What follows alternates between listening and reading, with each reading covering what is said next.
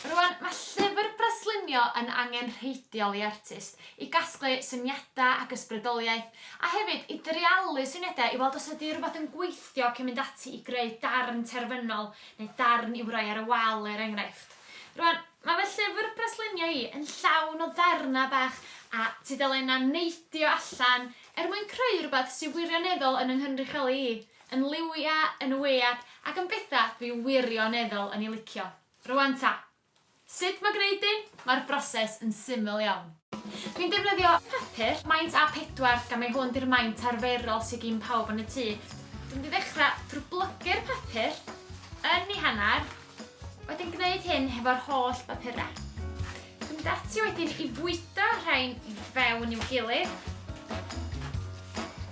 Hyn. Dwi'n cael darn o linyn neu riban a'i glymu fo lawr ymyl y llyfr. Ond beth sy'n gwneud hwn yn arbennig ydych bod chi'n rhoid eich stamp eich hun yn ymo. Bydda i wrth fy modd yn gosod amlen yn ei gefn o. Mae hyn yn ffordd wych o gasglu syniadau bach dych chi'n ei licio. Mi allwch chi cadw nhw yn ofalus yn yr amlen a'i defnyddio fel ysbrydoliaeth rhywbryd eto.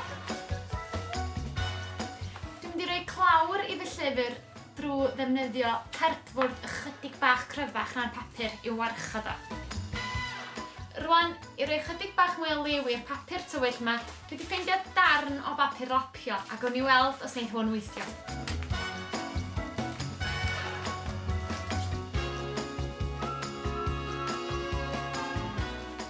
Rwan, mae'r llyfr breslinio gen i ac yn barod i fynd. Mae'r amlen wedi'w llenwi hefo hen gardiau post, hefo'r darna bach dwi ofn i colli. Ond beth sy'n gallu bod yn anodd ydy'r tudalena gwyn.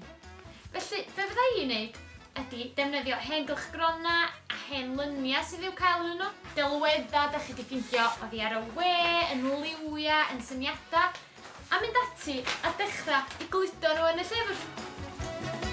Wedyn pan mae'n dod i'r broses o breslinio, mae'r broses yn eitha syml. Weithiau mi fyddai hefyd yn ychwanegu nodiadau am be dwi'n licio amdan y llun bach. Rwan mod i wedi dangos llyfr breslinio hollol syml chi, dwi'n meddwl bod gennym ni le i'r brofi a chwarae mwy rwan. Dewch i ni weld. Mi allwn ni greu llyfrau bach fel hyn, sydd yn plygu oddi wrth ei gilydd ac yn llawn o syniadau. Llyfr crwn? Ia wir. Be dwi'n neud ydy ffeindio darnau o waith celf dwi wedi greu neu lluniau sy'n yn ysbrydoli a creu cylchoedd. Rwan, dwi'n mynd i dorri'r cylchoedd allan. Be sy'n hyfryd am wneud hyn ydy i fod yn ffocysu ar ran bach o'r llun sy'n gwneud i chi feddwl mewn ffordd wahanol a canolbwyntio rhywbeth ella na fysach chi wedi sylwi arno fo. Rwan, dwi'n gludo y cylchoedd bach gefn yn gefn. Yna, yn ei plygu yn ei hanner un ffordd. Yna, i'w chwarter. Dwi'n parhau i wneud hyn efo gwahanol ddelweddau dwi'n meddwl sy'n ddiddorol. Unwaith mae gennych chi ddigon o gylchoedd, mi allwch chi ddechrau i gludo hefo'i gilydd.